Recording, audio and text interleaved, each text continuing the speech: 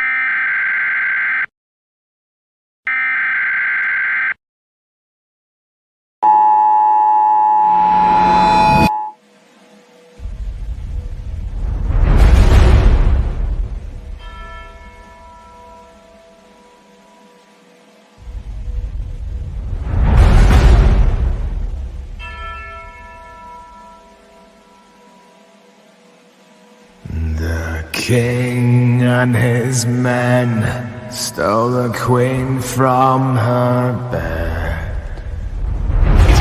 Touchdown! Bound her and her bone. Jones takes it The in. seas be ours, and by the powers where we will roam.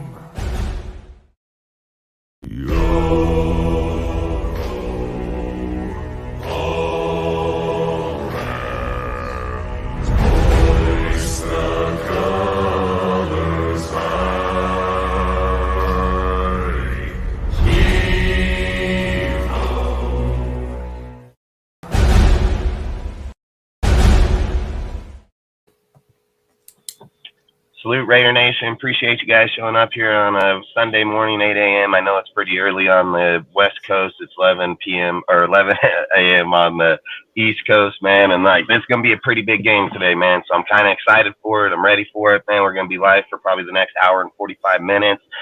Just want to emphasize, man, to all the people that will be joining us today, we're going to be dropping our Discord link. We do a live stream inside our Discord in the Game Day VC, man. We'll have all of us in there streaming the game. We'll probably be about 20 plus people. I think last week we were around 20, 22 people.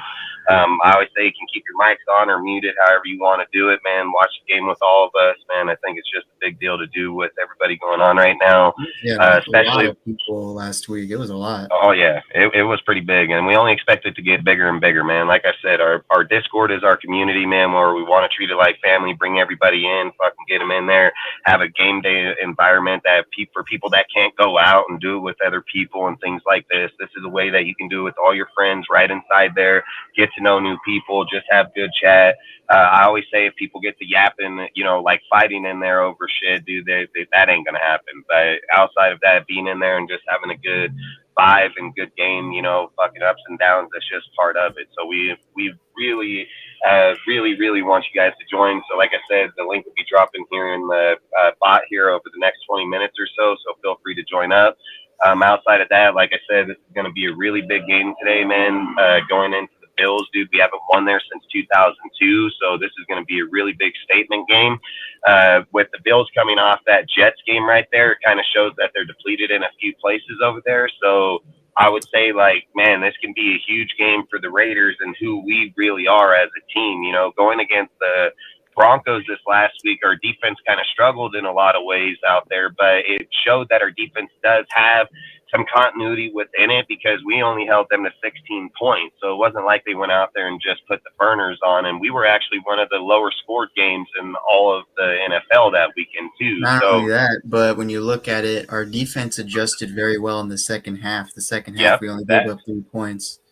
Yep, in the first half, I was pulling my hair out, dude, literally, because I was like, these motherfuckers can't get a stop. They keep giving up penalties on 3rd and 4th down to give the first down, dude. Like, it was ridiculous. I think at one point, Russell Wilson was like fucking 12 of 13, like he just wasn't missing anything. And salute to Bio. We appreciate you coming by. We appreciate everybody that's stopping by this morning, man.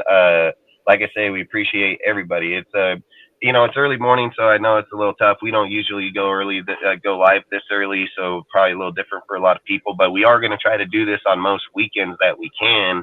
A lot of us have a lot of things. I got, harvest, farming, everything. He's going to have school, a lot of other people. We're going to have a few more people popping up. Noah, numerous other people popping up here. So, same 7:09. Where are you at? Frickin' Hawaii is 2 hours behind. So I think he's in. Are you in Dubai, like the actual city? Oh, 7:09 p.m. Yeah. Frickin', he's p.m. Yeah, my bad. I read that wrong. Frickin', he's like, that's like Aussie. What is it, like 2? No, probably like 12 for you too. For me, it's about midnight. Just after 12:30 in the morning. Yeah. So, like I said, you're in the Middle East. That's awesome. Yeah. So this is gonna be a pretty big game here. Oh, are you streaming the game today or no? Because I can ask Taz if you're not going to do it. I'm not going to be able to stream the game today, no. Yeah, I'll ask Taz when we get done. So, outside of that, you said no? Yeah, I said no. All right, yeah, frickin'. So outside of that, frickin' well, it's gonna get streamed in there regardless. So just so people know. Outside of it, frickin' like I said, it's gonna be a huge game in there, dude. It's gonna mean a lot in here. We got a really good offense, I think, especially between our receivers. Even the lacking of Jacoby, I think bringing in. Did they show who they activated? I think Wilkerson. They activated Wilkerson. I think so. Let me double check. I think that's what Yeah, I'm so hearing. either way, whoever they bring in, Wilkerson or Tucker, man, I mean, like I said, I think our receiving core is way deeper than it was last year to this year. So I think that's a big deal for us. And I've said, like, the key to this game, I believe, is going to be Jacobs coming out and solidifying the run offense instantly, because it showed with Bryce Hall last week that he was able to punch holes into that defense massively. So I think that if we were able to get Jacobs started and get him going early, it's gonna serve us well. But I also say, like, you can't shy down from the pass either. Jimmy's a good quarterback. He has good vision, and he has good accuracy. So, like I say, if he opens up the runs, he can play with the pass a lot more, in my opinion. So you have to piggyback off what you're saying with the run game, though. I totally agree, and I think Denver's run stop defense is way better than the Bills. So I expect Jacobs to have a much bigger game this week compared to last week. Because I feel like Denver's front seven is better than the Bills' front seven. Yeah, and you see, like, what Josh Adams, all of them were claiming after the game in the locker room, that they just got done playing a top 5 defense out there, run and pass. Yeah. So if that's the case, and they do believe that, going into the Bills, I've said this, like, a lot of people think that's crazy. I picked us to win this game before we even got to this fucking point, period. Yeah. I've said that we can go in there and beat them. I've even said that there's a possibility that we can even double up on Kansas City this year, because people keep claiming like these teams are good because of past fucking deals. I mean, nobody takes into consideration that some of these fucking defenses, some of these offenses are getting depleted. The Chiefs really don't have any fucking solidified starting receivers over there outside of Juju Smith and fucking maybe Mixon or whatever the fucking the halfback, you know, like, things of those factors. They're messing with a lot of fucking new rookies. Kadarius Toney, ball dropping ass motherfucker, dude. Like, they got people all over there spread around. Their defense has been depleted massively. They just got fucking Chris Jones back. So, like I said, I think a lot of people put more fear into individuals than what the reality of the teams are. I've always said, like, Kansas City, we get snuffed by them, so just winning one game would be good enough. But I don't think it's unrealistic to say that if our team solids up this year, that we couldn't be able to do it twice. Yeah. And even then, like with me and Silver and William here, we even did a deal on Instagram where I went through like 5 weeks. I think we went through like 5 or 6 weeks, and even him told me, he's like, "You do know that you have the Bills going here, right?" You know, I think I had them at like 2-3 at one point, or 3-2 at a point going into New England. Like I even said, I remember on our last live, one of my barbers, they're a Bills fan, and I even had a deep conversation with them. I even told him, like, Ozzy, hey, can you send Raph the link? Just give me a minute, guys. I've got a thing at work. Just a minute. Like, right. And like I even said, like, I can even see the Bills being bottom of their division just because how the teams look. Like the Patriots, they got better. The Jets got massively better, even if they didn't have Rodgers or not. And the Dolphins, they've got offensively massively better. And one thing I was doing a deep dive, if anyone read the article that I went about, my biggest focus on this game is the trenches, because reason why, to me, like, I strongly believe we have one of the top offensive lines in the league right now. Even when it came to last week in week 1, we were rated under the Chiefs. Like, the Raiders and the Chiefs had the best offensive lines week 1. Yes. When it came to defensive lines, it was the Bills that had the best defensive line. So that's going to be something to keep an eye on. But when it came to the run game, despite Jacobs not playing that well, we still had borderline top 10 run blocking, while the Bills, I'm pretty sure, they were ranked borderline top 10 worst run defending with their defensive line. So we should take massive advantage of that, because the running back room, they had 7 yards per carry, the running back room itself. Yeah. So the problem with the Bills, it sounds crazy as much as it sounds, but it's Josh Allen. Like, his mistakes, the prone to throwing the football, you know, and getting the interceptions and stuff, and being, you know, he's not mistake free. He is everything but that, and he makes quite a bit of mistakes. And I think if you force the pressure, that's where Sorry guys, had to deal with an issue at work. if we can build or if we can get the pressure on Allen, he's bound to make probably a mistake or two. You just got to force him to do that kind of thing. And I get the people are telling, I've heard people say, we just got zoned in on Davis. Well, they still have, or not Davis, Stephon Diggs, but they have Gabe Davis, still, a good weapon to have. So, this week, I guess the number one thing to really look out for is, also on those 3rd and 3s, are we getting the stops? Because we can't let them go on long drives and extend their drives. And the tackling was an issue for a little bit in that game. I wasn't going to say it's the biggest issue, but we had a few times where we should have made the tackle in the backfield. But it was a massive issue. You're right. It wasn't big. It was massive. Yeah, it was a bad one. I think we had, I don't know how many we had. I think we had probably. You can't do that with Allen. Allen will run right over you and keep on going if you think you're going to half-ass tackle him. I really hope that Ryan Diablo is able to, keep the coverage on those tight ends. And, he's going to be a big force in the run game too. So I don't know if the Bills are a one-dimensional offense, that's going to help big time if we can at least get the passing game stuffed under maybe 250. I mean, in all honesty, I would like to just force them to just keep passing the ball and then have Spillane as a QB spy. And if they do run it, just have Spillane go after the running backs, because I just want Diablo to stay in coverage, because if it's really true that Diablo's coverage abilities just went skyrocket into a high level, I want him to stay in coverage, have Spillane just keep an eye on Allen and their running backs.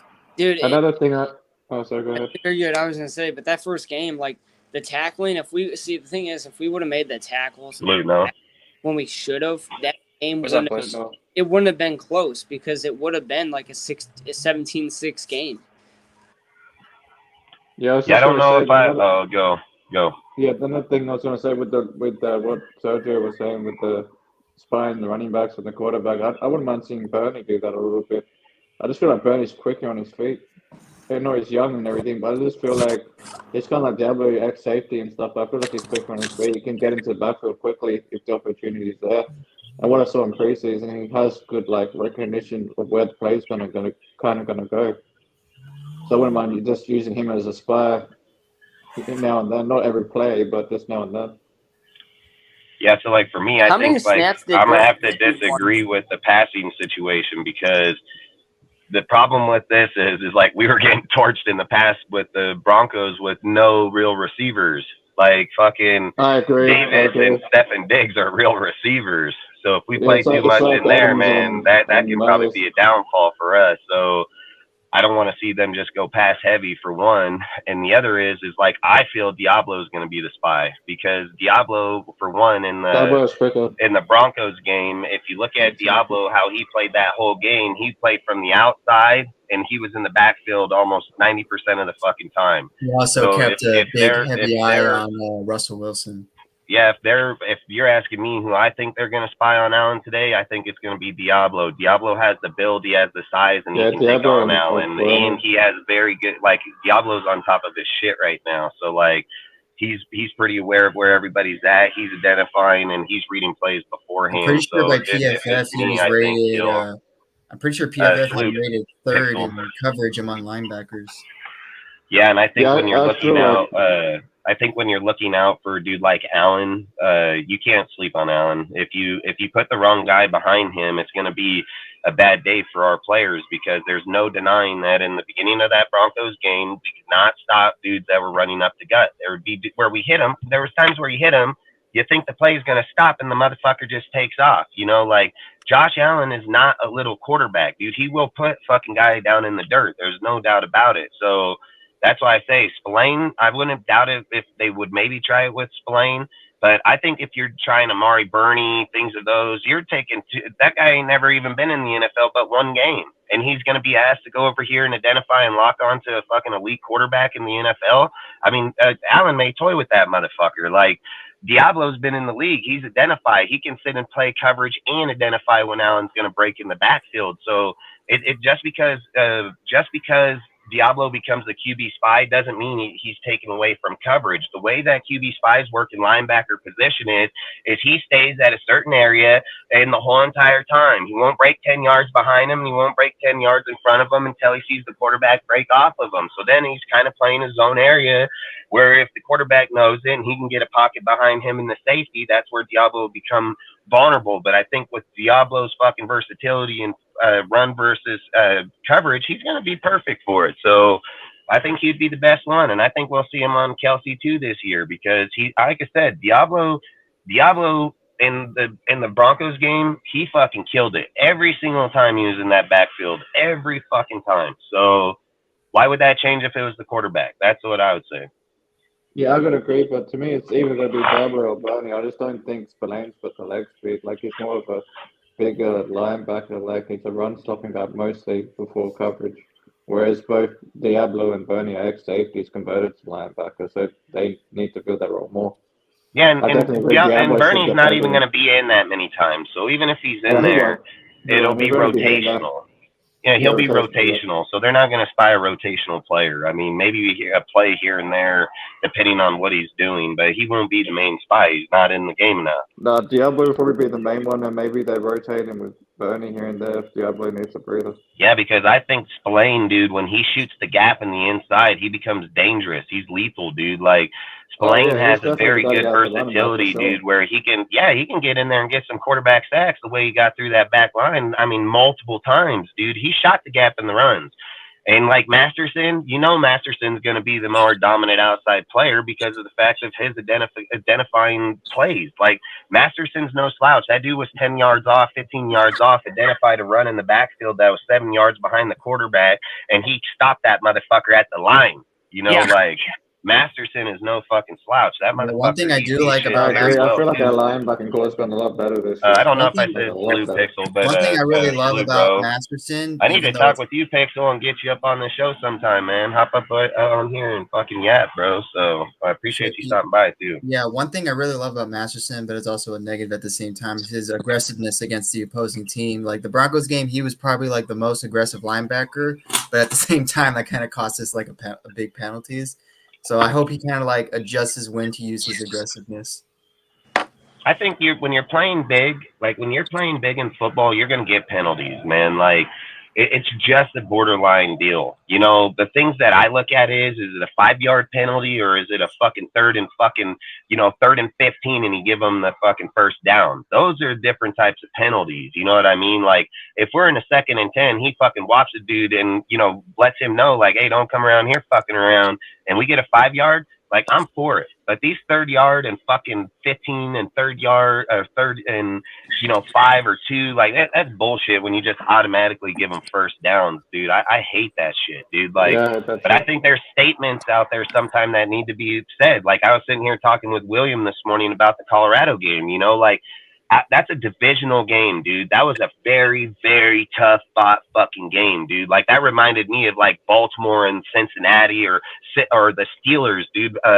Cincinnati and the Steelers with Vontaze Burfict and fucking Juju and shit. Like, you get aggressive games in division games, and the only thing, like I said in that Colorado game, that shot where that fucking linebacker popped fucking Hunter on the sideline, I felt that was kind of a cheap shot. But I also said that's divisional type shit, dude. Like, divisional games, that's the type of shit you're gonna fucking see because that's the most intensity games in all of the football in college or NFL. In that game on both sides, like over several got fined like a bunch of cash. Like, you can probably that was probably like over $1 million in fines for like a combined, like for players. Like, that's how aggressive the game got. Yeah, it was a fucking tough fought game, but I also say I appreciate those type of games because I feel like that's what fucking football got away from, is that type of attitude, and that's what brought football here in the first place. It is that type of attitude. There's people you're going to be able to hold your composure against when they're not divisional teams and shit because they don't really matter. You only play them every few years unless it's like the Steelers. That matters for us,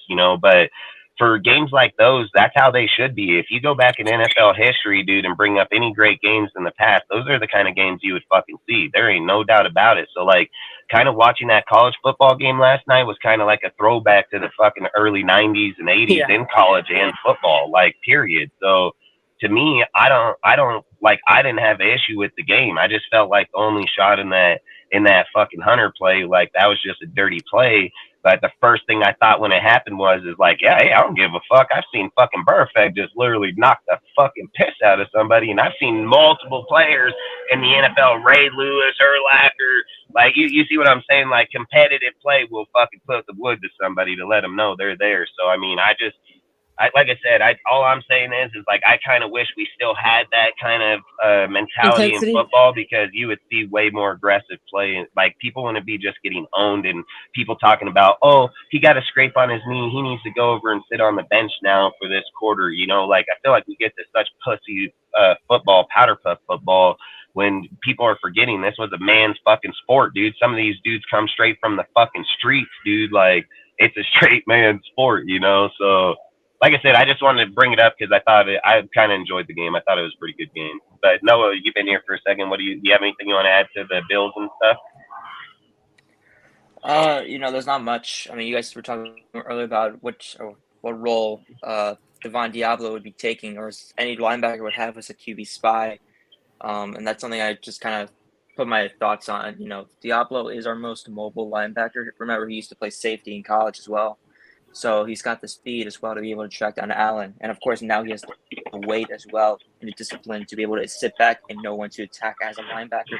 So I think if you're going to have any of the backers on our team, just try and be a spy for Allen when you have defensive sets are going to be having a QB spy. I think that he's your best option there. I mean, of course, you're going to have to, rely more so on the outside coverage backers or, the safeties to come down and help with the guys in the slots, or Dawson Knox at a tight end for Buffalo when they're going on passing plays. But if you're going to have a QB spy exclusively, I think you want Devon Diablo as your guy. As for the reasons I said above, the speed and the discipline he has.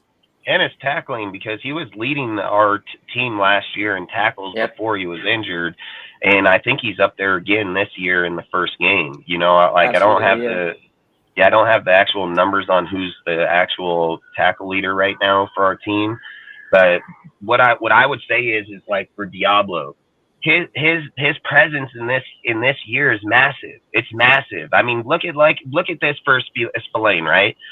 People were talking good reports on the way that Spillane was playing in camp and the way that he came from the Steelers and came here with the attitude, going to get the green dot, all this. Like everybody had hella high talk on him.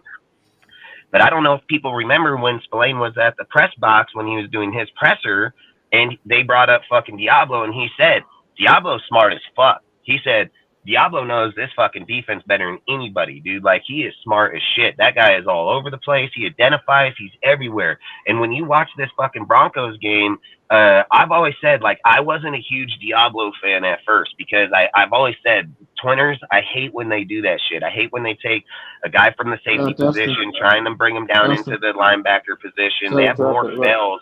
They have more fails in those than anything. So for me, I feel like the year one transition was really tough on him, dude. So, like, then you're going into year two where he was already going to get up. He was doing pretty well.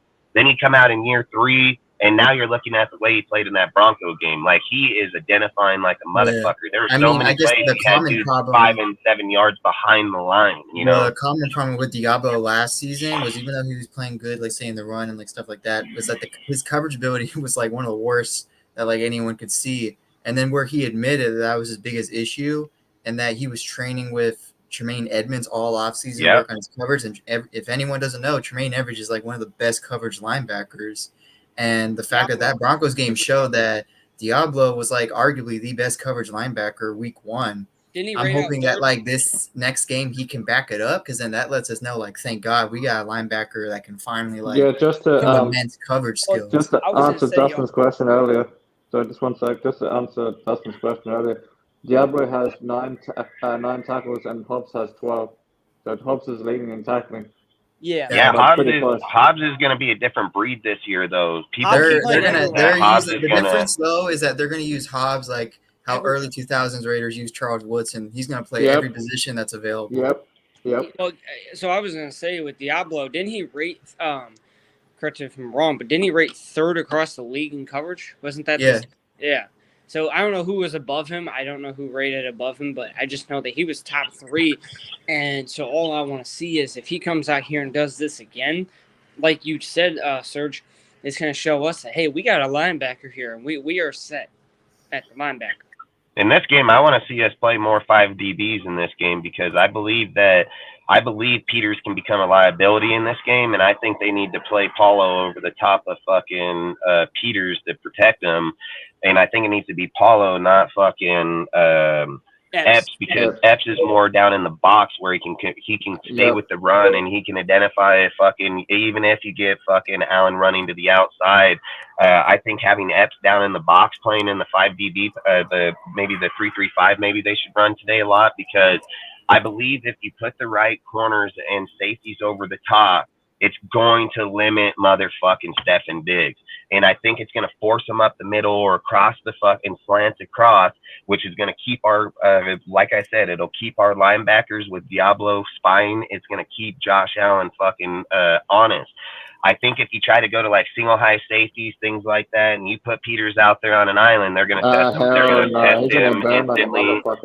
Yep, they're going to test him and Stephon Diggs. I've heard people this week try to claim that Stephon Diggs is a top 10 receiver. You are fucking delusional as fuck, dude. That dude's like top 5 receiver easy. So to sit there and say that dude in the top 10 is insane. But Diggs will go out there and straight burn a motherfucker. So I have confidence in Ja'Cory and Bennett. Like, let him get his penalties. I don't give a fuck. Like, that's expected from a rookie player, dude, to be playing elite talent and gonna get a penalty. Like, I'm not against that shit, but I think he can cover his shit more times than not. So leave him on the island, you know. That's the difference. Ja'Cory and Bennett is just learning that he gets a penalty or two, let it happen. He's gonna come out here. He's gonna continue to improve every week. Not just that, he has the speed to keep up with fucking Stephon Diggs. Anybody. He can stay with anybody. I'm just saying, because Marcus Peters will get his ass burned every fucking time. I'll put Peters on maybe Gabriel Davis, but no way I'm putting him on. I mean, I think if they're going downfield, Peters will get burned, but I do believe Peters can keep a hold of Bennett or Stephen in the inside. I mean, the thing, regardless if Peters plays off 7 yards or not, Allen knows Peters is one of the most picking off players in the slant or fucking curl routes in the NFL. Oh, yeah, he can definitely come in the middle of the field. Yeah. That's why they say, like, they're not going to try to test under, and that's why I say keeping Paulo over the top of Peters is going to make Allen stay honest. If he sees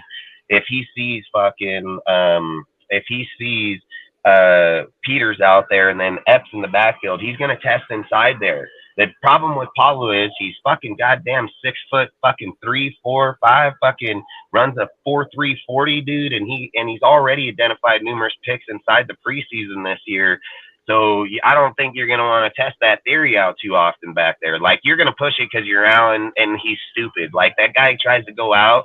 And he tries to fucking make dumbass plays. Like, he sits in there. Like, let's ask this. Why did he run left in the one play and then try to hop over the fucking defenders? He's a quarterback, dude. Like, that's dumb as hell. Like, why is he trying to throw it down into three fucking receivers? Like, again, dumb as hell, you know? Like, the thing is like, this is why when people were talking about Carr and then talking about Allen, right? Like, I've always viewed Carr as a top quarterback in the NFL. I've said it 100 times. And watching him in that Saints game in the highlight, dude, where he sit there and called his play at the end of the game and said, "Give me fucking Shaheed, dude. Give him in the go. Fucking send him." And then he goes over, tells Poole, like, "Hey, just run, bro." That reminded me instantly of, like, the Waller, the fucking Hunter Renfrow shit. Yeah. And he's going to kill it with Rashid this year. Watch. That's his Hunter Renfrow and Darren Waller, bro. Like, that he's going to fucking throw the fuck out of this guy. And he's going to fucking win a lot with him, too, because he is a burner, bro. Like, look at that. He told him, hey, he walks up, "Hey, Shaheed, just run, bro. Just run." And what did he do? He burned that motherfucker. So that's all I'm saying. Like, he has more identification out there in the plays. Allen, he wants to go out there and be like, "Yeah, I'm one of the best because I can run." Pull him out 6'4", by the way. He has, like, what, 170? He has 176 touchdowns in 5 years. So he's, I think, second leading in that time span of any player in history. He's also the leading receiver or quarterback in the 5-year span of most interceptions with 80. That's over Baker Mayfield, dude, and Baker's trash, you know, like, So so I the think the inactive only thing list, that validates Josh is the touchdowns. That's it. the inactive list got called up. So they activated both Trey and Wilkerson. Let's go. Let's Let's go. go. I was gonna say with Speed Allen, and big his body. statistics, Speed and big body receiver. his statistics across the board, sure they're impressive, but dude, he is also really Tucker's going to horrible. open up that Bro, defense. He also has a like, bunch of fumbles as a bro, quarterback too. like I think those everyone, are like awesome. I live right now in the East Coast. Everyone hates it when I say this, but I think Josh Allen has to be one of the most overrated QBs. Like, granted, he has the talent and he has like I some agree with that statistics, statement. It's a but great this quarterback, dude, but big time games too. Like I'm like, when the Bengals and Bills the game came up, I'm turnover like, machine. watch Allen like throw this game away, and he He did that. And this Paid up. season, I won't be surprised if the Bills He's are a bottom of their turnover division, machine even under though it's early pressure. in the season saying this. But just because, like, how many years did the Bills have a chance to like at least be at the Super Bowl, but they kept choking 3 every to single 4, opportunity? 3 to 4. Well, this is the thing people forget too about Jared. Jared wasn't great the whole time he's been here. Fucking when he fucking came into the NFL, everybody was actually considering him a fucking bust in the NFL. And then they fucking went and loaded him up with the receivers, built the fucking defense up, and then that's when Allen turned. It wasn't before that. Allen, like I said, people had him labeled. Go look up Colin Coward and go look up fucking any of them dudes. Yeah, that's right. He was Stephen a big A. one. Smith, all them guys, they all were trashing on fucking Allen. Hardcore, say, oh, this guy gonna be out of the Bills in no time, blah blah blah, fucking flop pick, blah blah blah, and then bam, they went and get traded for Stephen. They started getting people. Then Allen changed, and I'm not gonna sit and say that. I'm not gonna sit here and say that maybe that's what he needed to get it. But even with it, he still leads the NFL in You want to know interceptions. something So other that that's was on him, coincidental? you know. You want to know something else that was coincidental? So Brian Daboll, right, the head coach of the Giants, used to be offensive coordinator of the Bills. It wasn't until Brian Daboll also came in where Allen said he was getting better accuracy and stuff. Yep, And then that's the right. moment he leaves, Allen starts goes again back to being throwing shit. a ton of picks again. Yeah, but I'll argue that point too, right? I'll argue that point too. A guy literally just came to me with that debate yesterday and said, you know, hey, Allen with Dabo, this and that. Hey, listen, Allen with Dabo had 80 interceptions still. So it didn't fucking matter if he was there or not. I always say this. I told this to Sergio when he brought up about the Gus Bradley with the fucking with Pauly G and so on. I say the same thing in this. It just relates back to this, right? It's the same type of deal, but it results back to this. Your eyes are telling you that it looked better. The stats say it was the same. You know what I mean? That's all I'm saying is like in people's vision when they're looking at stuff, it may look better and because he's not doing it as much as they think. But if you go to the stat category and look up the fucking stat, it is just as equal to what it's been. So with him or without him, it's been the same fucking thing. The only difference maybe is did he throw 4 in one game? You know what I mean? Like that's the only. Maybe he just spread it out over 17 games. You know what I mean? Sergio, what does anyone in here remember? What was Josh Allen's performance like against the Bengals? Like I forget, but did he throw multiple picks in that game? I think he threw like 4. Yeah, okay. I was thinking that was the performance I was thinking of. Yeah, he really played a bad game in that one. Noah, you got something you want to say? That's where, well, yeah, that's the game where everyone No, I had started to to mute my- question I if had to mute Diggs my- like wanted to leave Buffalo because Diggs was getting more and more pissed. Do you want to add to it, Noah? You want to add something or? Yeah, what were we talking about? I'm sorry, dealing. We're just talking about Josh Allen and his fucking how people have him overrated than what he really is. His touchdown to interception ratio, the time span, how they were considering him a flop in the beginning, then the last few years, how he's basically had the same stat category. Well, we only got one game, two season and now, but basically with Dabo or without Dabo, Josh has pretty much been playing the same way. Well, we have to think about this like this. Last week, Allen had one of the worst games of his entire career, and he played maybe one of the best defenses of his entire career. You look at that Jets defense; it is one of the most stacked units you might see anywhere, led by Robert Saleh, a defensive genius. And you saw him in his time in San Francisco. That dude absolutely demolished teams when he was a coordinator in 2019 and 2020. And then again, you guys were talking about the Cincinnati game earlier when it was all. Remember, in those conditions, even if it's Buffalo, not everyone's gonna be used to playing in, basically what's hard snowstorm. Remember, it was snowing big during that game up there in January. And then even the week before in Miami, if you want to argue against that, you can still say that he put up 37 points on the Dolphins, who also had a really solid defense. And then, of course, you guys were talking about the early years. Coming out of the draft, everybody knew with everyone with a set of eyeballs and a brain knew that Josh Allen was a big boomer bust quarterback. He was going to give you the big plays, or he's going to be Jameis Winston. He was essentially who Jameis Winston was. That's bad. All right. And as soon as Daboll steps into the office, everything turns around in 2019. And like you guys were saying, the interceptions go down, his completion percentage goes up, his efficiency goes up, his passer rating goes up, he goes into MVP conversations. Sometimes it's not about the situations he's in. Sometimes it's about the talent. But I think this is one of the cases where the situation where he's had bad games, that's really overlays how great of a player he is. To hear people call him overrated, again, it's been 1 week in the year. I don't know. It's disingenuous, in my opinion, to hear it because of what he's been able to do so far as a regular season passer. All right. If that's a slight to him, so be it. But we're in the regular season right now, and he's been one of the most efficient and one of the best passers in the regular season for the past 3 or 4 years. So, no matter what, you got to keep your eye out for him. That's why I think it's crazy how they have like double standards because you said that he's been rated as one of the number one or top passers in the league. Carr's had better numbers than him, and Carr's had equal numbers to him and considered one of the worst. And then people claim like, oh, his interceptions, Allen's had just as many interceptions last year. You know what I mean? Like, that's why I think the conversation how they're rating quarterbacks is insane. I'd rather have Carr than Allen because Allen's had Diggs, Gavis, and that. Who's Carr had?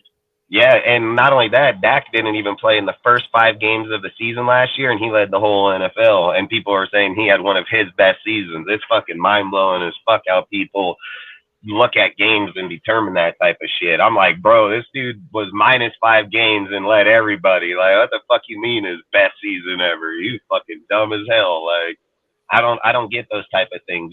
Burrow, all these dudes were high in interceptions, but Carr gets trashed on it. I keep bringing back the year that Carr was under fucking Gruden for the 4,800 yards. He had equal touchdown to interception as he did under Josh in fucking less games. 15 games, dude. He had fucking 3,500 yards. What was it, 24 and 14? He had 4,800 yards with 24 and 14 at the end of the season. And people will say, oh, that was a better year with a group. Fuck if it was.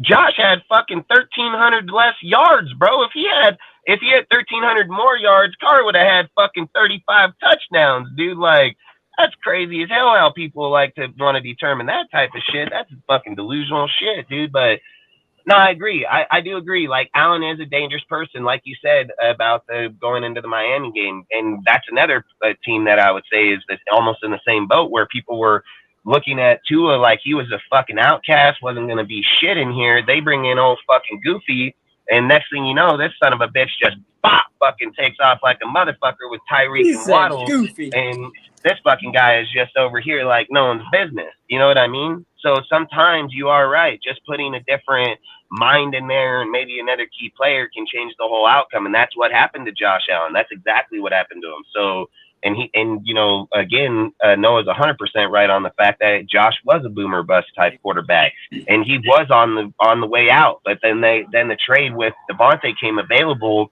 and they were like, "Fuck it, we'll do or die right here. If it doesn't work, we're gonna have to get rid of him anyway. So it's not gonna matter." And that trade paid off, and it's paid off for Josh. It's made Josh who he is. You know what I mean? So I feel like if you can take away Stefon Diggs from Josh Allen, like, you could win that game. It's just like if you can take away Kelsey from fucking Patrick Mahomes, you can win that game. People think like Kelsey has to be this big yardage player and get in. I keep trying to tell people, like, I don't know if you motherfuckers remember, but Kelsey literally only had 26 yards, but had 4 fucking touchdowns on us in one game, dude. Like, that shit matters, dude. That motherfucker had 28 points alone, bro, smoking cigars and blunts in the background, torquing. You know what I mean? Like, fucking, like, what the hell? You know, like that's the kind of shit I say. If you can take away those type of players, we can have bigger games. And I feel like the only reason the Chiefs have dominated us as long as they have is because of Kelsey, dude. Like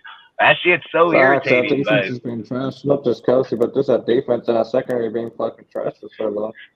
yeah, I mean, Carr demolished him, dude. When he had Carr has never gone in against the Chiefs and been limited to fucking 7 points, dude. Besides the one time when they literally got their ass kicked when they went out there and danced on the fucking shield or on the logo, you know, but fucking in Arrowhead. I mean, that was a fucking miserable game. Like, and I was there. That was stupid as hell. Yeah, But long story 40-9. short is Carr, regardless of Chiefs defense or not, Carr has never been limited in playing them, dude. Like you can't claim their defense when you're putting up 30 fucking points against them. You know, like defenses are out the window when teams are over 21 and 28 fucking points, dude. Like defenses are supposed to control fucking games. They're supposed to keep points down, fucking 14, 17, Yeah, facts. 21. And that's why Like Chiefs that's keep where it beating us is. because our defense When has a been team trash. gets over the 21 point mark, dude, and you're like 28, 35, fuck, the defense is over. That shit don't matter. It's a fucking offensive game at this point, That's dude. why we need a So, pass rush and secondary. That's been our two biggest fucking key areas to me on defense for years. Has been pass rush and secondary play. yeah, that's why I think and I think today can even become that deal, that same deal, because like I said, today's game is going to tell a big tell about who we are, because I agree with like Noah said, like you can't just write off the Bills. They've been a proven team going into the playoffs last few years. They've even started off bad. Same with Burrows. Burrows started off bad and still came back and made playoffs, you know, like, so you can't write off those type of teams that have those caliber of teams sitting behind them. That you can't do that. So long story short is like I feel like you have to always keep aware that the Bills are a dangerous team at all times, offensively and defensively. The thing about me, the way I feel about this game, I feel way different, because I don't think it's a fucking Derek Carr type game. I think it's a Jimmy G can fucking own this game. Like Jimmy is a smart fucking quarterback. He knows how to call the plays. He knows how to run the plays. Like he knows when give it to the halfback, make a short play, try to push it down. Like Jimmy is not going to be very vulnerable. And I even said this about last year. He went 16 touchdowns with 4 interceptions, dude. Like I don't have, what is he 2-1 right now? 2 touchdowns, 1 interception. Like I get that, dude. But when you're trying to, if you're trying to make aggressive fucking plays into the end zone, which he does, and he's pretty high on, period, then when that interception comes up, when you can't look at it like a Carr interception, you can't look at it and go, oh, there it goes again. There it goes again. No, it's not. Like Jimmy doesn't. There it goes again very often. Jimmy, when he makes those plays, he fucking gets those plays. So when you're gonna do that, you're gonna turn it over sometimes. I think it was last live or 2 lives ago when we discussed this. Like this is when like news popped out and stuff that we figured out. It wasn't like Jimmy was making a dumb or aggressive decision. He was just trying to get a PI called, because if you look at the play that was happening, Austin Hooper was getting like held by Alex Highsmith, and then Damari Mathis was just pushing down Amir Abdullah, and then that's when we made jokes like, hey Jimmy, this ain't San Francisco anymore, like you're not going to get those calls like you wanted, so don't make throws like that anymore, which was basically what happened. So that's why I'm hoping he's learned a little bit real quick, and I hope like in this game too, like he's going to have to be careful if he wants to try to get a PI called or not. Yeah, I think the thing with me and Jimmy is like you look at him coming into the game today, his demeanor, he's all business, bro. Like he's in suits, he's clean cut, good looking. Like this motherfucker's all business, bro. You might, if you walked by him on the road, you think he worked in a fucking office somewhere. You know what I mean? Like this guy comes in, and the thing I used to watch about Carr sometimes coming off the deal, I've always said, the way people present themselves in the morning tells a lot about who individuals are as a person. When people are awake and ready, dude, and in their clothes and in their shit and look like they've been up since 4 a.m. that morning, those are businessmen, just like I'm every fucking day, dude. Like, those are dudes out to accomplish something in life. There were times I watched Carr hop off the bus or things like that. He's in his shorts or his fucking T-shirt or something, and I'd think, like, fuck, what did he just hop up out of bed? And I know Carr isn't that way, you know what I mean? But the way you look at Jimmy come through there versus the way I seen Carr for 9 years, I've told everybody I'm not a fucking Jimmy fan. Like I don't like Jimmy. I didn't like Jimmy.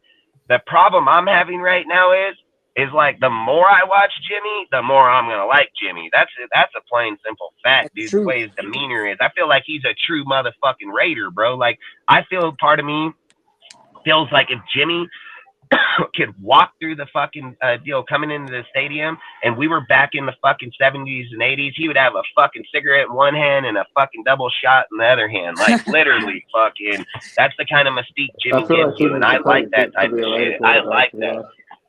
And going back to what you were saying before about not riding off the Bills, another thing to keep in mind, like, not only do they have, Stephon Diggs and Gabriel Davis, but then they also got fucking Damian Williams and the other running back. You know what I mean? Like, Damian Williams ain't no slouch. He They got ran over Cooks, 900 yards for James the Cook. Patriots. They got And James James Cook, Cook. They yeah, also James Cook. got Damian Harris. Yeah, that's what I'm saying. Damon Harris ran over 900 yards for the Patriots. Like, he was their leading rusher. So, like, they Yeah, got but two I good think running that's a backs in there. different. Like, I agree with that pickup, but they don't use the dual back system like New England does. So I agree. If Harris or if James Cooks gets injured, then Harris, they don't run the system like New England. New England, they're on minimal snap count. Doesn't matter what their fucking name is. Ezekiel Elliott's going to prove that to everybody this year. Don't matter the caliber player or where you come from or what you've done. I think Zeke is one of the NFL leading rushers, touchdown rushers in the NFL, if I'm right. And he's going to play snaps behind fucking Stevenson, bro. And they're going to limit him, like I say, like they did Harris and Stevenson. I mean, that's 200, why. 100. I Like, mean, that's that's going to why, be like like, 200, 150, you know? That's why I made an argument where I wouldn't mind if, say, we picked up like Zeke and we had Josh Jacobs because we can easily use Zeke for the red zone plays. Yeah, but so like if you switch to Josh's dual tandem and use it right, then yes, I would 100% agree. But I don't see the Bills using Harris the way that New England uses Stevenson and Harris together is all I'm saying. And I'm not saying like Harris isn't going to come in and matter. I don't mean it that way. And I'm not saying he doesn't contribute to the Bills. He adds to the Bills. I said that if you put Josh over there, it would have mattered. But that's the difference. If Josh Jacobs went to the Bills, he would have been number one, halfback. He would have taken those snaps and he would have been the dominant. And he's better than fucking James Cooks. But in this case, Harrison isn't better than James Cooks, and they're going to play them both. You see what I'm saying? Like, it's just rotation, and if they can play it, great, more power to them. It's a better backfield for sure, 100%. I like that pickup massively, but I didn't see it in the first game is all I'm trying to say. And you would think, like, when you're playing the Jets, dude, and you need to move the ball, that's where you would want it. Like, isn't that why you got him? Fucking dude that can press on the line and move shit, dude. Like, and it didn't even get played out like that. So I don't know if that's probably more offensive coordinator in that aspect. Yeah, versus, that's what I'm wondering if they're going to change up that game plan because of how Yeah. they didn't do it against the Jets. Maybe they tried against us. And dude, we can't look at that game the And same. not just Okay, that, like we can't another look at reason why- that Jets yeah, yeah. and Bills game like we're there because you Another got to thing I wanna remember add- this. Wait, another thing I MetLife want to add is to that same thing is another thing we got to keep in mind is our fucking run stopping DTs looked like ass last week. yeah. And I'm not gonna lie, I was just gonna say I'm the MetLife. offensive coordinator of the Bills, I'm gonna split the fuck out of that. Yeah, and MetLife on that game was insane, bro. They said they sold more tickets to that game with Rodgers being at quarterback than they sold Super Bowl tickets when they had the last Super Bowl. I like to compare it as like when Lionel Messi played for Miami for the first time. The moment they took him out of the game, more than like 90% of the stadium left. Hell yeah, wasn't that when they were doing the kicks, right? When they pulled them out? Yeah, they were. I seen that. They were all pissed, you know. But you have the inactives. Let's bring up the inactives. I want to see the whole list real quick. Yeah, so Well, it's currently, a pretty small Clippers list. are So saying it's basically Gurney- just I'm pretty sure it was Aiden O'Connell was one of them. Chandler Jones, obviously. Aiden's going to be that all year. He's just a protected player on the roster because of the new rule change. They list him as like emergency QB. Yeah, that's what I'm saying. He's a protected player because if he reverts back to the squad, somebody can pick him up. So they're using the 53-man, the 53, the 54th player hole, so they can protect Aiden. I wish I did that the whole Yeah, year. so then it's Jacoby Myers, obviously, and then it's Nesta Jade Severa, Amari Burney, and Chris Smith. Trey Tucker was activated. He'll be the 5th wide receiver. Christian Wilkerson will be the 4th wide receiver. Nice. So they're going to use him in alter of Jacoby. This is going to be interesting in this game today. All right. So people, I get this. People, listen. If people say Renfro's not getting looks again and Tucker is, I want people to remember what football is all about, man. Like football is about having people that other fucking players have to match up on because they know who they are versus a player Yeah, it's a nobody knows matchup shit game. about. Like the odds are Exactly. Renfro's Odds are gonna get Tucker's locked gonna up open more. again because they're gonna fear him as a threat over the fucking Especially Tucker. on third downs, So third and short. Yeah. yeah, Yeah, so I don't yeah. want to hear people fucking sit here and say like, oh, if he fucking ain't getting this or that. Dude, listen, I said this last year about Jacobs. I said this about Devontae. There were games where he only had 40 motherfucking yards. There are games where he only had 30 fucking yards, dude. And then they come in a game or two later and they get 150 Well, and two actually, fucking this was the touchdowns, interesting stat. Like, you didn't believe me at first, Dustin, when I told you this. I said there were 6 games where Devontae couldn't get over 40 yards. Yeah, and Jacobs had a few of them too. He had like 6. Yep. So it was like I think Also, Jacobs was Jacobs had scored 9 inside games there without 2 a or 3 touchdown. times was 2 under 38 or something. He had 2 games under 38. I or think 40. in total games, I think Jacobs had like 4 or 5 games where he couldn't get over like maybe 60 total yards, counting receiving. There was Yeah. also 9 games for Jacobs without a touchdown. 9. That's more than half the year. So yeah, their numbers were inflated. This is why, like we keep saying over here, their numbers were inflated as heck. No, yeah, And then that's what I've been saying. another This entire comparison I offseason. like to bring up is where like how NFL media and Broncos media is like, oh well, Devontae got shut down, and you're only looking at the stats. If People we believe remember, that. Devontae was still rated as the 4th best receiver week 1. Jacoby was rated 3rd, so you can say Devontae didn't have the stats. That's because Jacoby was just torching your defense the entire time. Well, even Yeah, even just with a biggie. Devontae Go getting ahead. locked up, he put up 66 yards. So is he really getting locked up? Like, get out of here with that. That's farther from the truth than anything. Yeah, just to piggyback off what you guys are saying and what Dustin was saying before. Yeah, at the end of the day, it's a matchup game. So, like Dustin was saying, if they're going to try and take away your best players, if they're taking away your best players, they can't double cover everyone. They can't bracket everybody. So, someone's going to get fucking open. It's most likely going Hey, to be Tucker. Wilkerson Well, might that's even why have a I'm big saying if game. Wilkerson is getting used in this Yeah, game, Wilkerson's like going to get some touches I this said game. this I'm in the telling you that now. Discord. I'm saying it now. Wilkerson is basically a backup version of Jimmy Jacoby likes Myers. his tall receivers, man. I think Jimmy likes his tall, big body receivers, and I think with Jacoby out, Wilkerson's going to get some looks. Because they're gonna try to face up on fucking Adams again, dude. Yeah, Like Adams and it Renfro. doesn't matter if Adams or these guys are getting the ball, I don't right? give a Like fuck if this they're is the decoys thing. or This is catching what the I ball. want to ask you people at the end of the day. This is why I feel we've become more solidified for the players versus the shield. Because if I was to do a poll and put a poll out right now in Instagram, TikTok, fucking here, anywhere, just put the poll out all over, right? And if I was to say, would you be more happy to see Devontae and Jacob score touchdowns or us get the win as a team and then People are have only voting the 50 yards. They're going to say Devontae and fucking Jacob. That's not what the team's about, dude. The team is about getting the points however the fuck we can get them, the best way we can get them, and winning as a team because that's what football is. That's If all you they care only about. solidify your team to 2 fucking players on the roster and those 2 players don't show up, you're going to be losing a lot of games. You want to know why I know that? Because last year is how it fucking happened.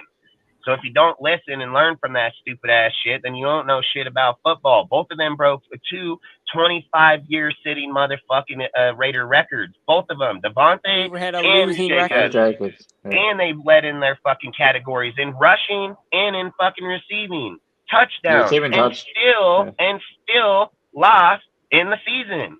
So it's bullshit to sit there and say I'd rather see the individual player. Well, you can go back and put on a replay of last year. We ain't doing that shit, dude. Like there's a possibility that fucking salute, Ralph.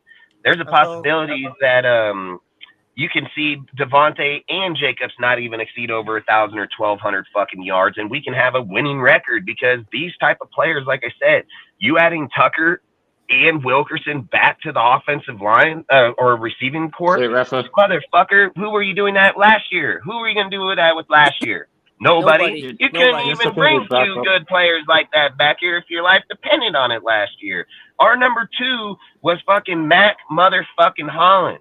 Number 3 was Keelan fucking Cole. Damn right, dude. Like that's all I'm saying. Our core around this year is 100 times better in depth. see the number one thing that people this entire offseason, the people who said that we got worse were the people that really just looked at name value, and they really didn't understand that this depth chart across the board clears last year. I don't really know a position this year that I would say that isn't better depth wise. I mean, How you feeling? How you feeling, Raph? Early in the offseason, I predicted where I'm like, hey, if we're getting a wide receiver, I would want Jacoby Myers just because his relationship with McDaniels. And then this is where me and Dustin, we got into a conversation. The only reason, like, I remember Dustin didn't want him was because of his red zone abilities, and that's valid. But then right when we got him, I'm just like, I told you so. And then right now, week 1 in the game, Jacoby was like the best red zone threat we had. Hey, I spoke on it, how I said him coming back with Josh, he would do it. I said he was an 800-yard back-to-back receiver, even with Matt Patricia at the offensive coordinator. And I did say to Sergio that was the main reason why I didn't want him, was because of the years before of his red zone presence. But I also did say that him going off of Matt Patricia, there's no way that he got 6 with him and ain't going to do it with Josh. So, I say, there's that. Hold on a minute. Raph, do you hear me? Yes. Yeah. You have anything you want to add, bro? You want anything you want to talk about this game? All right. So I just wanted to tell that about the debut of Trey Tucker. But I just heard that Nesta Gil Silvera. Hey, salute, Pyro. Appreciate you, bro. Yeah. But I need that. We need some run at defensive tackle. So Slate Yonder, Slate Pyro. Okay, go ahead. Yeah, but if they have an opportunity to, the wide receiver room is fully loaded, but I think that Trey Tucker, if he has enough speed, enough ability, and he wants to play more aggressive at the field against the Bills, that will be the first stack. It's not gonna be easy at all, but if he wants to take a bigger risk, he needs to a bigger role on that field. Trey Tucker will be like anything. So I would say if he got enough guts to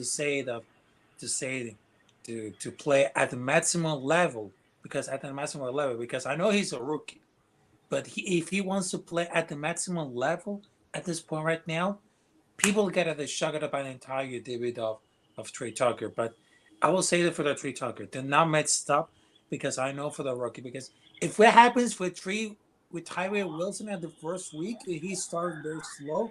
It takes a lot of time. It takes a lot of time to the player to see what it's in. So he needs to time to evolve and to go for the upper level right now. So it's not going to be like the same for Trey Tucker.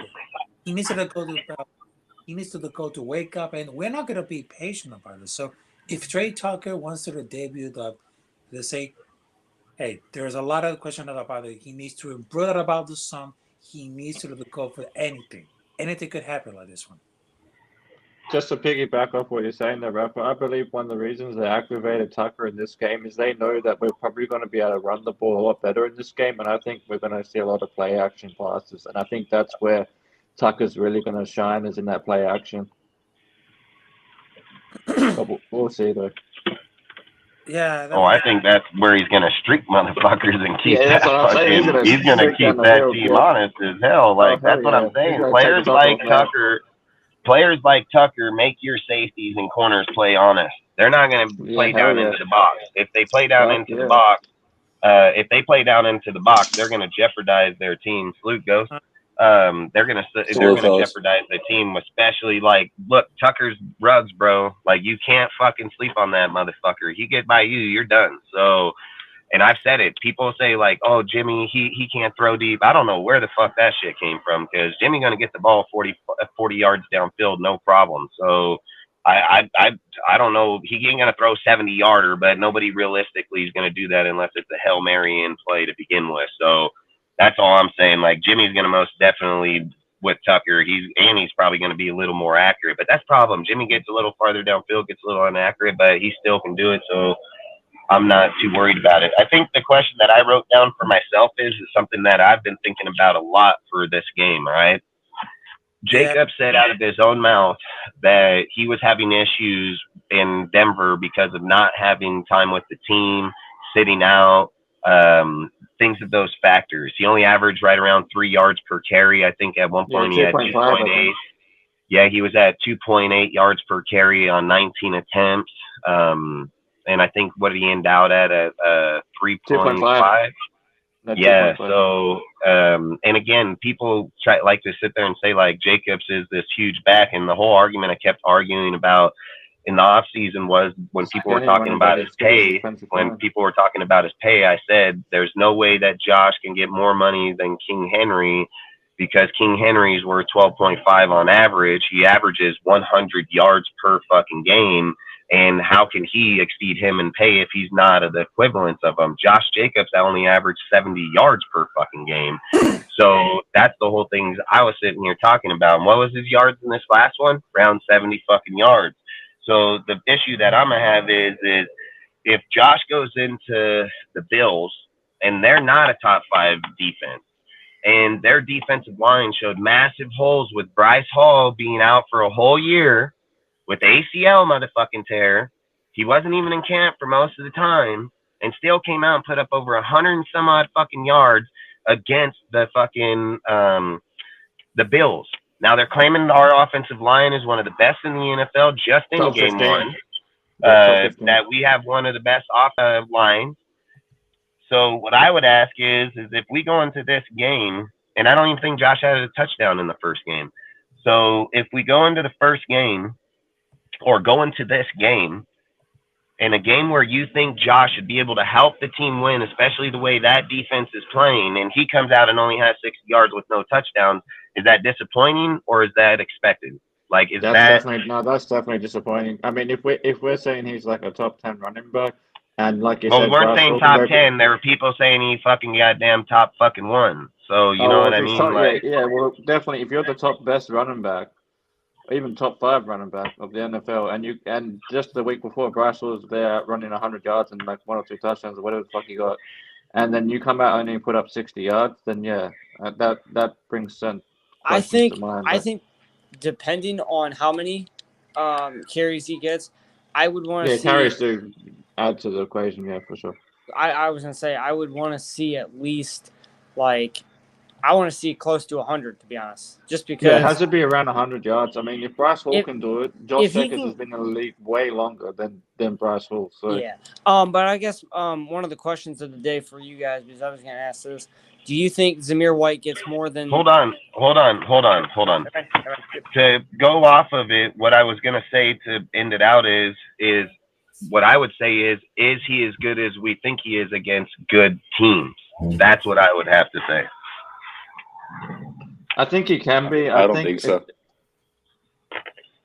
I don't know about top 1. So I said I don't know about top 1. I've never, as you know, my stance is he's never been top 1. I've always said he's around 5 to 7, somewhere around there. Which I do believe is around 5 to 7 out of the best running backs in the NFL, somewhere around top 5 to 7. But in order for him to show that he's at top 5 to 7, he's like, if he's going to use the reason of him not being away from the championship, well, at this point, I don't give a fuck because you chose to sit out, right? You chose to sit out. So that means if that's what you're saying the reason is, then I expect this last week between weeks 1 and 2 that you went out to, went to every practice and gave it like 110 fucking % to get on page with the rest of the fucking team for this week. See, and Pizzle, I agree with you. This is why I bring up this question. This is the exact reason I bring up this question is because I agree with this exact comment. He should have a big day if Bryce Hall sat out for a year, ACL tear, didn't go in through camp and bust their ass for 128 in this first game back. Like, there's no way that the leading rusher comes out through the end of the season and then struggles against a team that's having issues right here. And this is the thing that I want to let people know. The reason that I bring this topic up is because I'm not like other YouTube channels. See, I'm not going to talk about it when it happens and then act like I know what the fuck I'm talking about. I'm bringing it up because when I watched in game fucking 1, it was obviously a fucking issue. So over here in DSR, we're going to pay attention to facts. That's what we're going to fucking do. We're not here to dick ride individual players. We're not here to stat ride and say, oh, because of this guy. I'm just here to talk straight facts, dude. If he fucking has down games in big games where he should have big games, that's going to become a fucking issue. So, and if we don't identify those issues now and we wait till later on when all these other YouTubers are going to be like, oh, this isn't. We were talking about it months before, and I said this. We've done this on numerous topics. It's not that we don't want Josh. I've said it. We want Josh. Obviously, it has nothing to do with that. So for people that get fucking delusional in their head that they're like, oh, they don't want him. They don't want him on. That's the farthest from the fucking truth. It's a fucking stat that you need to pay the fuck attention to when you're trying to build your fucking team. And the thing I hate the most is when people claim that they're football fucking fans and aren't aware of shit like that. Like, that's the number one fucking thing you need to fucking pay attention to is depleting or not fucking succeeding to those type of fucking results. And if you are blind to that shit, you shouldn't be watching football. You shouldn't be in our channel. Shouldn't be around our shit because we're going to call that shit before most people will. Has nothing to do about not wanting an individual player. It's about paying attention to what's going on the fucking field. Yeah, so outside of it, like I've always said, I think there are too many people out here that are too much for an individual player versus the fucking shield. I ain't for that shit, so I don't give a fuck. And if people have an issue with it, oh fucking well, jump off the cliff. Don't give a fuck. So Dustin, what you're saying. Sorry. On this Ozzy, hold on. I think Ghost wanted to say his on that one. Yeah, just a quick comment on Josh. So if we have a running back, right, who's getting paid pretty much top dollar, my point is we can't continue being BJ, so patient. We can't continue being my bad, bro. No, you're good. We can't continue being so patient with the excuse of, hey, he needs to get in football shape. Well, guess what? He should have been. Games come and go super quick, right? Before we know it, we're going to be in week 6, week 7, and we're going to be still waiting for a big game from Josh. And I know, and the games only get tougher in those points too. Yeah. Exactly, and the going only gets tougher, right? So it's in these kinds of games where when we're paying a running back north of $12 million per year, one of the highest paid running backs in the entire league. Top five. If you're getting paid top dollar, I gotta expect you to show up and play like a top running back. If Breece Hall was able to have a very, very good game last week with these guys, you need to show up, dude, and you need to run this fucking ball up in upstate New York, or else you're showing that you just got there because of the paycheck. That's what you're showing me. Well, at the end of the day, you got paid, and then it's a wrap. Yeah. Well, to what your point was, to say that you should have been in football shape, you should have been in it before you came back. Exactly. And I think that's my point. How did Bryce Hall get through there and all that shit, and then we got a guy healthy as fuck and not in it, you know? Okay, so. But what were we saying, William? Oh, shit. Okay. What I was gonna say was, in this game, are we expecting maybe a possibility that we have, Zamir White gets a few more carries than he did, or are we? Because we heard all offseason about how he was going to get more of a workload, and he came in and got one touch. So my question is, do we expect him to get more touches as the year progresses? And the thing I would ask, this is a good opportunity for it. Sorry, I was just going to say, I like piggyback on what I was saying first, and then I'll get into the Jimmy White thing. But what I was saying, yeah, I totally agree. If JJ's going to be paired as a top 5 running back, he needs to play like a top 5 running back, especially against a team that's not good against the fucking run. And then that's pretty much with that. And then with the Jimmy White thing, I expect this to be a game where he at least gets like a few more touches than what he did last game. Like you said, with the one touch, you should get at least 4 or 5 carries this game minimum, maybe more. Because again, it's not a good run defense. So here's the question I would ask is at what point in the game, if Josh is 15 to 20 carries in, averaging 2.5 to 3 yards per carry, would you say, okay, we need to start giving this dude fucking more carries through the game to offset? It's not about. So look, I don't want to say we would you don't want to pull him, right? Because this is the thing that I've kept saying about what makes Josh's dual back system so dangerous is implying 2 different people in there to where the defense can't hone in on an individual. That's what I think is dangerous. So what I think is there has to be a rep count. There has to be a rep count at a certain point that you have to say, okay, him carrying the ball this many times is hurting the team on the average per yard. So you'd have to say, eventually we need to throw this guy in here for 5 counts and see if his average goes from 2 to 5, because the defense ain't going to hone in on him like they are Jacobs. They're like, Jacobs getting everybody. They're like, hey, Zamir back there, they're like, oh, we've got to pay attention to the receivers a little more because we don't think he's as dangerous. You know, that's all I'm saying is, and then when they're sleeping on Zamir, boom, Zamir takes off. You know, that's what's fellas, fine. So Dustin, actually, what I was gonna say real quick, I actually think that the running back two for this game, call me crazy, but I think the running back two is probably Amir Abdullah. He plays a little bit more like Brees Hall, kind of like a little bit more of a scat back, kind of a little bit more elusive, yeah, 100%. So I think actually Amir Abdullah might be our number two here. He's just like a little bit more of an elusive guy. So I'd probably go with Amir as like the it one makes two punch. sense. It makes sense considering that during the Denver game, they had Amir Abdullah as the third down back. They took out Jacobs and put Amir Abdullah in there. Yeah, because And what does that tell you? Wait, what you just said, Sergey, what does that tell you about Josh? I'm not criticizing Josh, but I know that. They've said from day one. They've said from day one. So I just want to make sure we speak on that right.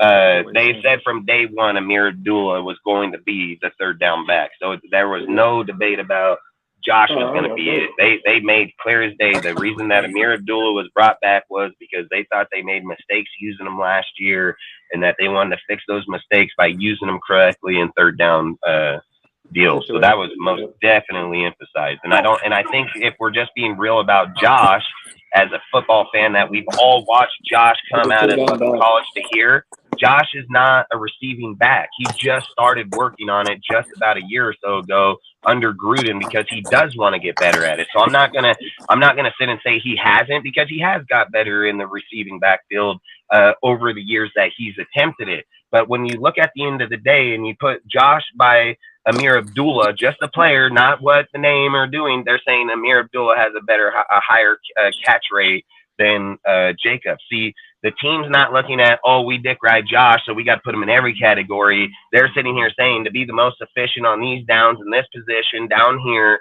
it's to have Amir Abdullah here because his catch rate is higher than him. And then when we're passing in this area, it's more passing than it is running when you're inside the 10-yard line. So that's all I would say, you know. Yeah, I agree. And then to piggyback off what you're saying, though, I would also add Yak into that Amir Abdullah can do more with the ball after, because he's just more elusive and quicker with the ball in his hands once he takes off, once he catches it.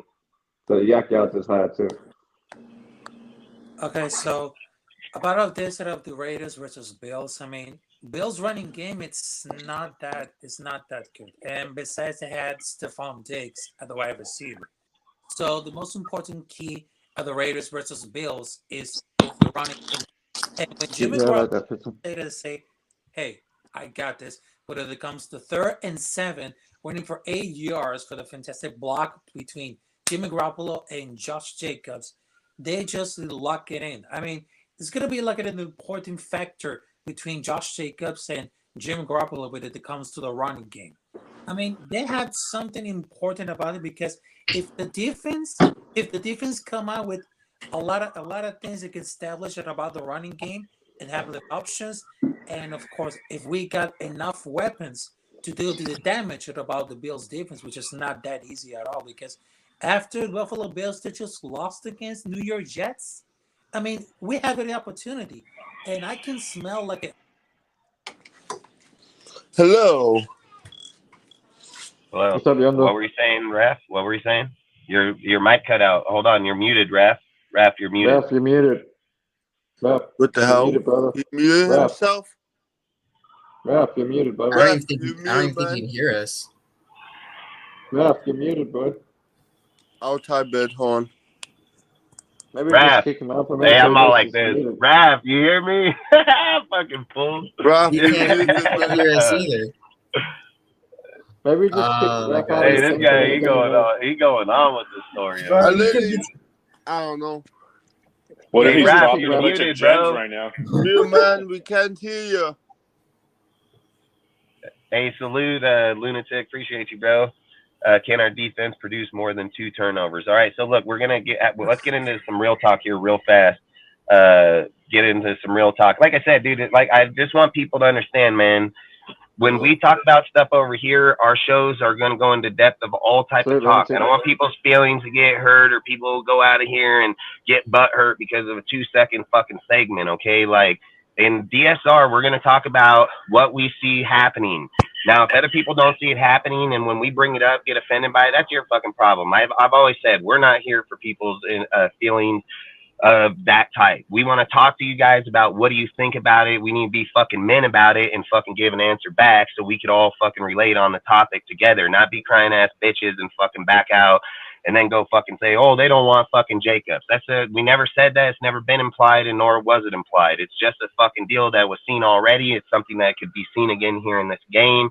So it's something that we need to stay the fuck on top of. And if it hurts your fucking feelings, then sorry, you're a pussy. You shouldn't fucking be here to begin with. Outside of that, let's get on to some real topics real quick about something that was just said here about the defense, because these are something we need to talk about. Offensive, defense. We'll give our scores. We'll hop out, go to the Discord, get it set up for the game. He said I used to. Let me It say says can something. our defense produce more than 2 turnovers, right? So in this game, the thing I would ask everybody here on the panel, we go through it pretty quick.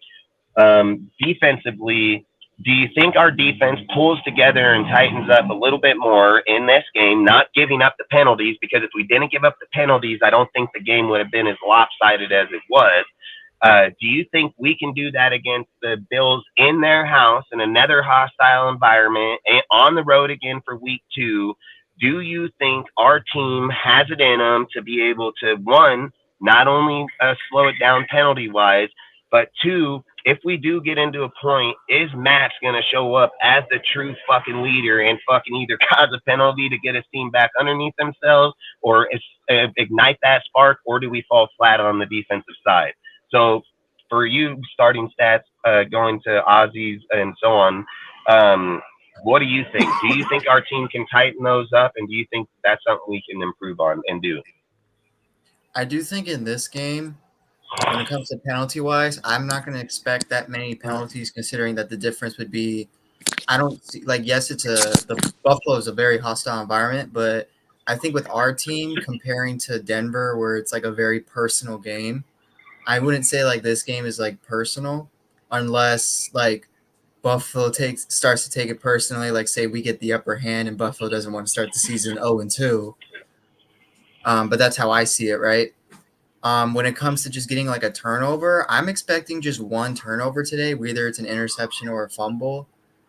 And like no more than one. But when it comes to like stopping scoring, stopping the yardage, I think to me what's most important, I feel like we're going to give up the yards, but I think when it comes to the red zone, that's where it's going to be most important in my opinion, because I think we're going to see a lot of red zone plays on both sides of the ball, and it's just going to depend like which side is better in the red zone. And for me personally, I'm hoping that our defense like tightens it up very well in the red zone, specifically up in the middle, cause Josh Allen to move out of the pocket. And I hope like our linebackers can take notice with that too.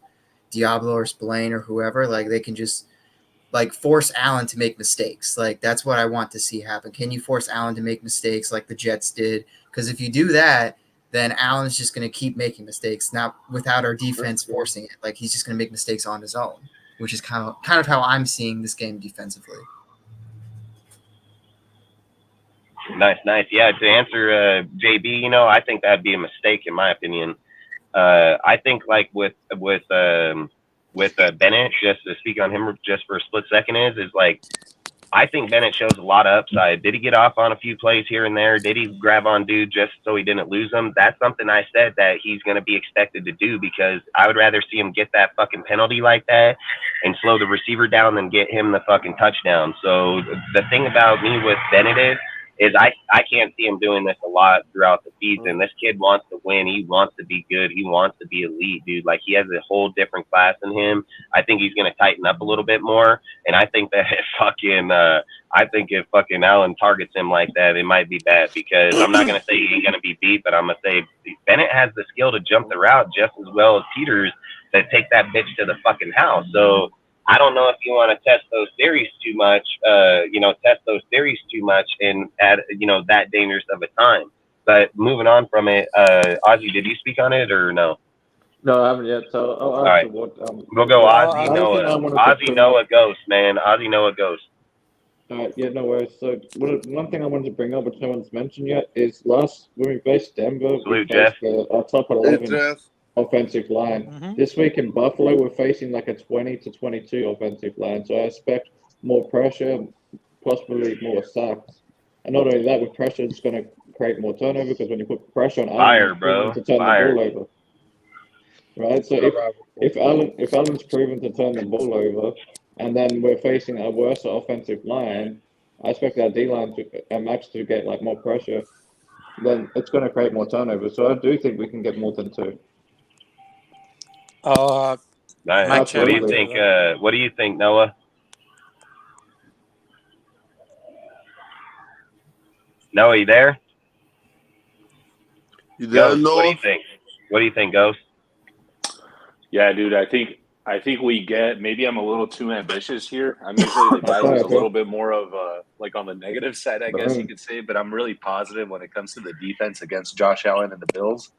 I think we get 3 sacks as a team, and I think we get at least 2 turnovers. I think this guy is very careless with the football, meaning Josh Allen. You could tell that Brian Dable is like sorely missed up in Buffalo. He's gone back to kind of like his careless ways in year one. I'm not saying that he's the same as like year one as a rookie, but if you guys remember year one as a rookie, Allen was just like this gunslinger, super careless guy. And I think that there's room for that in his game if he wants to be like Brett Favre or whatever. But he looked really bad last week, and I think he looked pretty shook. And I think we could get at him from a pressure standpoint. And then I think we have at least one cornerback in Marcus Peters that plays actually very similar to Whitehead from the Jets, kind of off. He sort of just, he plays out of phase and he just looks to like jump routes. So I think Peters could probably get 1, if not 2 picks off of Allen just based on how much of a gunslinger the guy is. But I think obviously like it all starts up front with the pressure. I'd be interested to see who starts opposite of Max. If you guys remember last week, it was Tillery playing the opposite end. Maybe we go with Tillery again, but maybe mix in a little bit more of Kuntz and Tyree Wilson. And I know Tyree looked a little slow last week, but another week of practice out on the East Coast, could do them really well. Yeah. So if we could send those motherfuckers in waves and get after Allen, I think we could get some turnovers here. And I think we mentioned this earlier this week on one of the other lives. In addition to stopping Allen, we got to contain Diggs. We got to contain 14, whether that's bracket coverage, a safety over the top. We have to do something to disrupt that guy because the offense really flows through him. It's 14 and Allen. It's like fucking Kelsey and Mahomes. So you got to stop the bleeding. Put a tourniquet on there, and I think that's our best shot to win. And I really actually feel confident in this game. If you guys remember in those pregame predictions, several months ago, I actually had this jotted down as a win. We're getting these guys early. So did I. They So did I. they lost. Don't forget, guys. Obviously, they lost their first game. The pressure is on them in this game. This is their home opener. The pressure's all on them. Plus, we have Josh McDaniels, who knows this team inside and out. He's been in the AFC East for years. He's beaten their ass. I'm actually like really confident when it comes to this game. I don't believe the analysts who are, saying that we're dead in the water. I think that we're a really good team. And I'm gonna say this last thing. If we win and we pull this off, this is what the narrative is gonna be.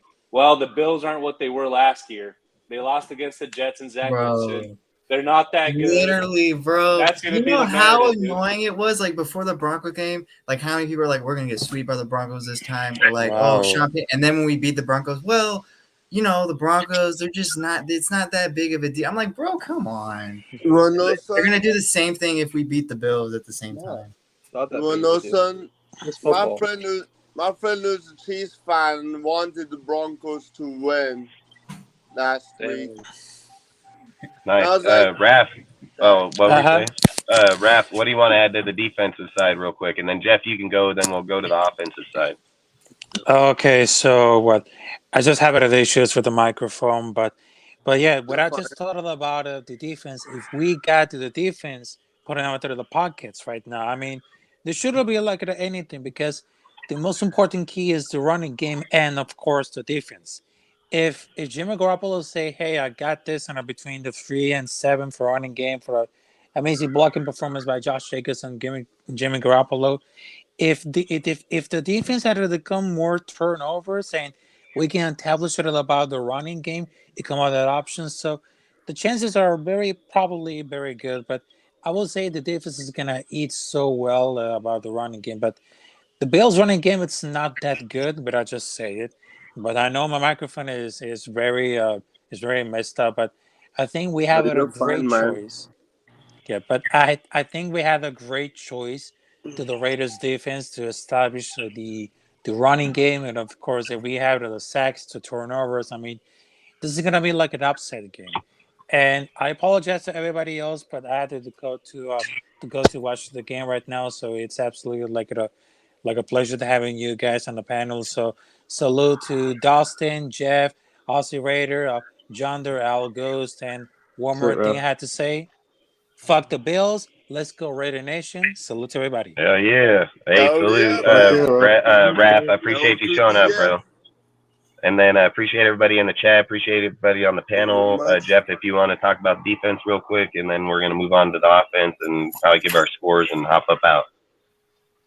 Yeah, so yeah, I would say the two keys to victory defensively for the Raiders are obviously, as Al's Ghost pointed out, keeping Diggs busy, right? Like always having a man on him.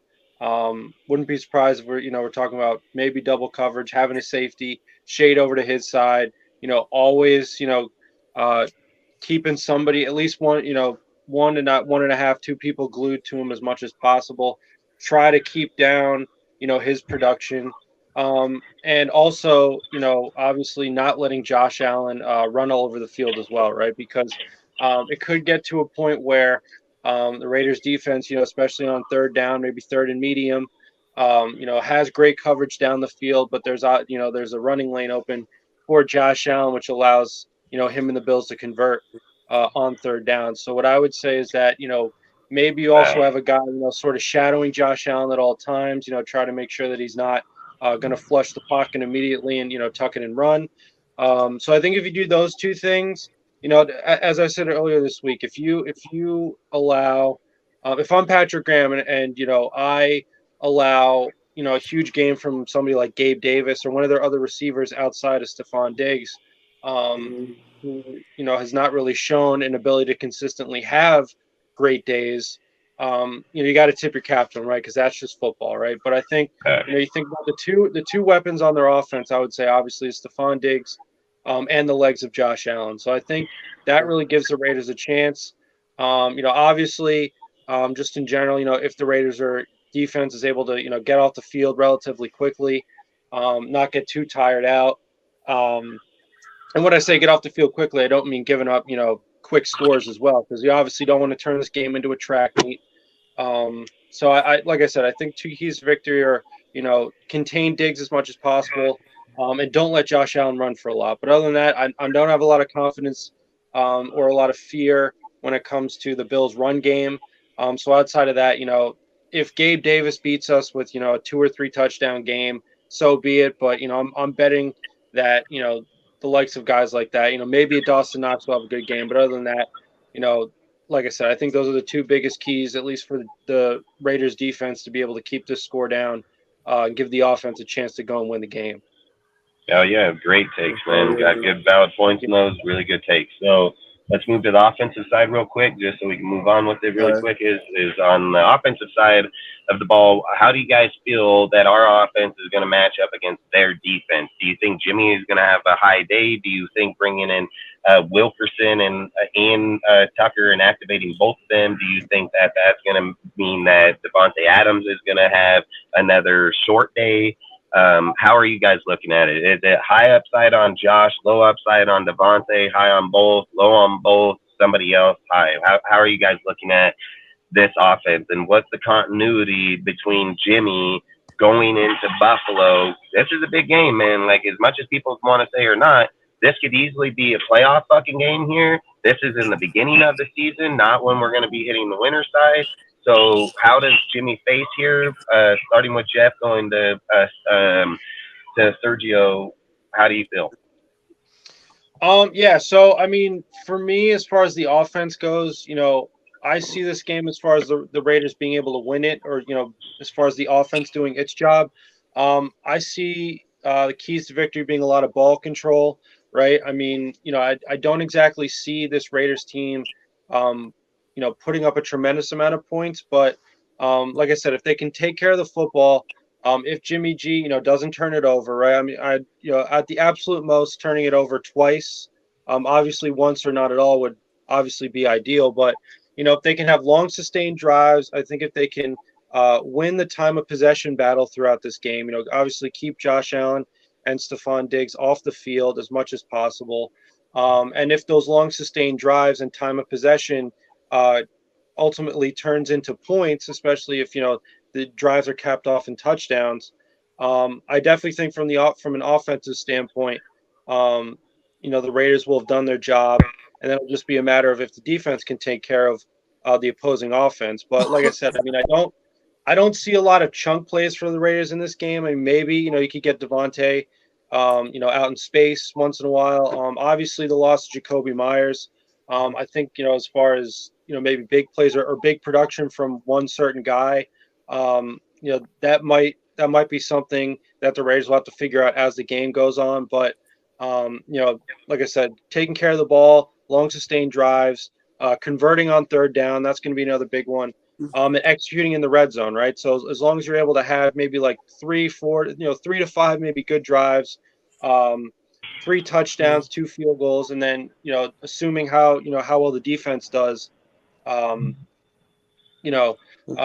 think that's the kind of game, especially from an offensive standpoint, that the Raiders want to play, and that will be able to stymie the Bills offense as well. If they're able to take care of the football and win the time of possession battle as well. All right, I guess until Dustin comes back, I guess I'll. Oh wait, no. It's all you. I'm here. All right. So for me personally, like when it comes to like my key to victory, like offensively, it's like I feel like you should try to force the ball to like in the run game if it works, and that's really great. If it doesn't work, like that's going to be a little concerning in my opinion, just because how the win rate in run defending for the Bills, they were like top 10 worst against the Jets, and the Jets O line is not as good as our O line, like in my opinion, like at all. And then when it comes to like pass blocking, that's gonna be like, bro. Appreciate you. this is gonna be like the biggest factor is like I'm hoping that like our O line isn't like overrated and it actually is there, which I'm believing it's there as like one of the top O lines, where the Bills D line was ranked as the literal best in win rates, while our O line was ranked like right under the Chiefs O line. So that's something that's going to be a huge factor to me is if we can win in the trenches. And if we can win in the trenches, then I'm highly confident that we can win in this game. If we like keep Jimmy, like if Jimmy just gets sacked like no more than once, like that's a win for me. And if we can get like the run blocking to where Jacobs just has the holes, and if Jacobs is like back into form or at least half to 3/4 of his old self, like that's good for me offensively. And even when it comes to the passing game, like I said like earlier, Wilkerson to me is just a backup version of Jacoby Myers. And even if say Adams isn't getting the targets like as often like last game, then be for sure that either Renfro or Wilkerson or even like the tight ends Hooper and Mayer are getting it. And even then, sorry, I was just reading the freaking Obi-Wan Kenobi comment, and then and then even then, when it comes to that, like I'm expecting a lot more with the tight ends getting used in this game, especially considering how the like their corners and safeties compared to our corners and safeties. Like I do expect a lot more like inside throws between the tight ends, Renfro, Wilkerson if he's used. Maybe use Trey Chuckers as like a dink and dunk play, but he has that speed factor, so they'll have him go like left side of the field to running right side of the field a lot, like slants or drag routes. So that's kind of like what I'm seeing offensively. And just so you guys know, I just dropped a new Discord link in there, so you guys know if any of you guys want to join. I didn't know that the Nightbot and the link on the screen is expired. We will take care of that instantly. That link should be a permanent link, so I don't know why a non-permanent link was put in there. Long story short, there is one in the deal. We will be live streaming the game. I say we try to get as many people in the VC. You can talk and everything in the Discord, just like us on the panel here right now. You can talk with each other. My cousin Taz, he's going to stream the game, so he'll be in there. It'll be in the game day VC for anybody that's joining and doesn't know. Just stream down the list. You're going to see it on there. I've also said like we're going to be changing around the Discord for reaction roles so that everybody's getting pinged on everybody in there. So for people, if you join, just be patient with that, everyone's, because they have it on all the Instagram posts for every Raider player. You know, like every Raider content creator in Instagram, YouTube, and everything. I'm building reaction roles that are social media roles and things like that, so you guys can accept those. Whoever want to have that. I just say in the time being, just please either mute notifications until we get to the time to do that. And we're going to do that this week, just so you guys know. Outside of that, Ozzy, if you want to keep going. But like I said, man, we want everybody to join, man, because we're going to live stream it. We're going to have it in there. We always want people in there to talk. Just, you know, like I said, man, it's just like your friends being at your house, bro. We're just older now. We don't get to go fucking hang out like that. So it's a good community to be able to still have that environment, have that talk with people, and still converse with things.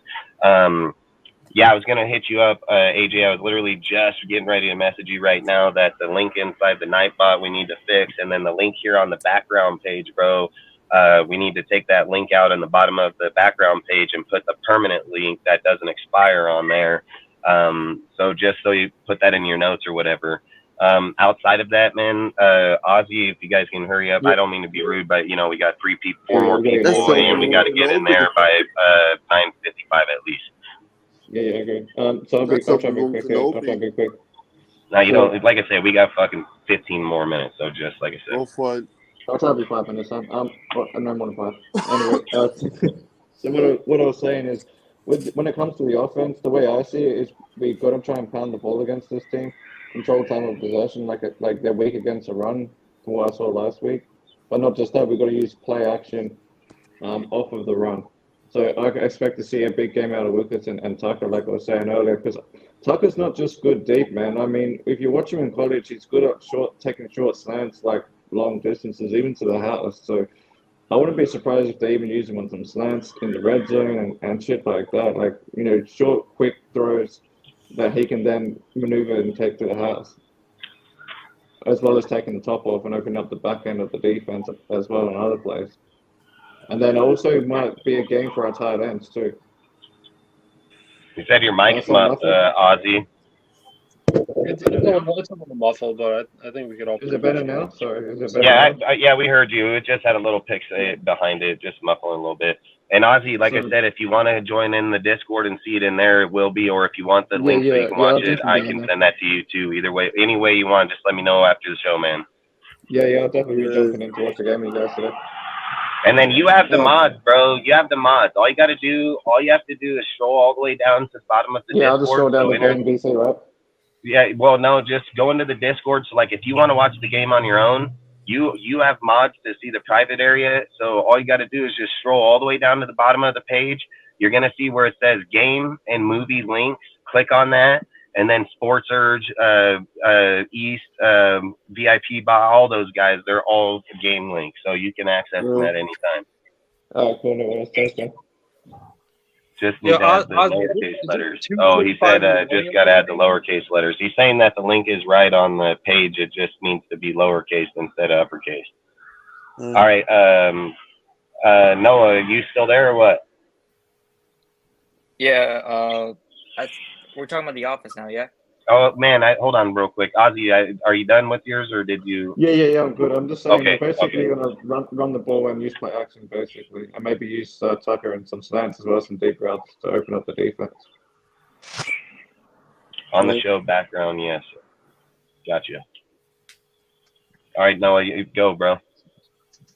All right. So, firstly, we're talking about the offense now, yeah? Yeah, offensive side now. Mm-hmm. Okay, so I think the key to success for our offense today, because we're going to be missing Jacoby Myers, who's still dealing with a concussion that he suffered last week from fucking Kareem Jackson. But I think this week we're going to have to see more like guys like Austin Hooper and Michael Mayer, they're gonna have to step up. We'll probably be seeing a bit more 2 tight end sets running this week. We'll probably be seeing more Hunter Renfrow. If Trey Tucker is active, I didn't see him on the inactive list. I wouldn't be surprised to see him in there as well.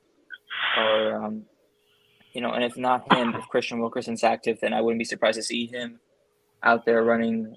They're both active. Christian Wilkerson both active and today? Tucker are active.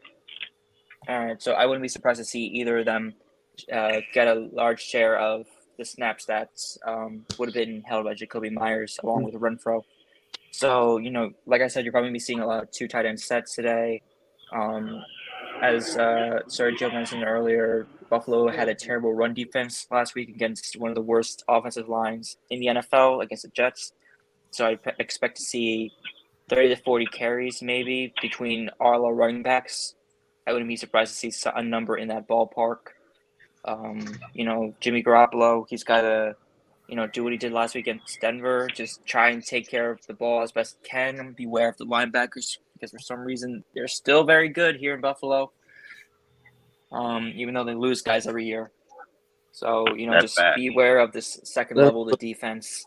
Be wary of the Jordan Poyer, Micah Hyde combination of safety again, just lurking. So, just going to probably be a lot of emphasis on the run for this team today. I wouldn't be surprised to see Jimmy Garoppolo get 2 touchdown passes if they decide to do that in the red zone. But I think the keys to the game are establish a decent run game and take care of the football in the passing game because you need those against this Buffalo defense to survive. Facts. Ghost, what do you want to add to it?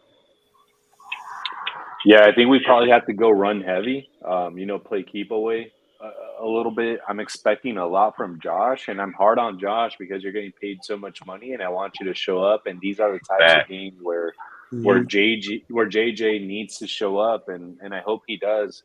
I think the 1-2 punch is going to be Josh and Amir Abdullah. I like Amir Abdullah's elusiveness for this game.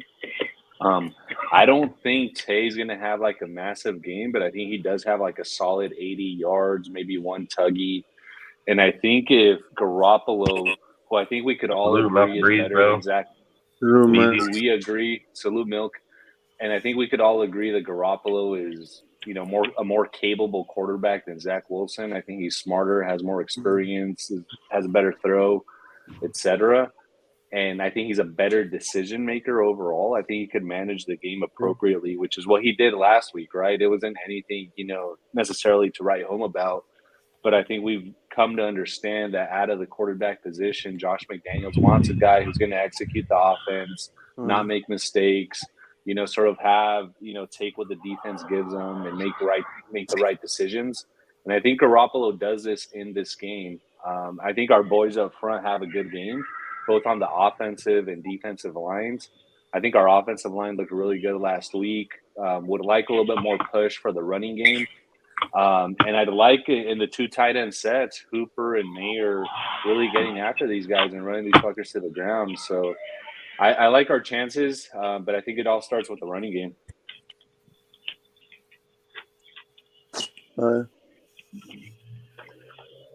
Hey. Yep. You know what I just found on the ground by your truck? A pipe I lost 2 weeks ago. Hey, fuck, that's a good. The bowls all broke. Sucks. Hey, but those are the ones you can pop out and put back in. They'll get fine. Hey, let me ask one big just one last big question to everyone that's on the panel because I did this on my Instagram, a big voting. All right, because we have hurry up. Let's get through it because we got 2 more. One more quick shoot. What sounds crazier? Raiders undefeated, top of the AFC West, or Bills at the bottom of the AFC conference? Ooh.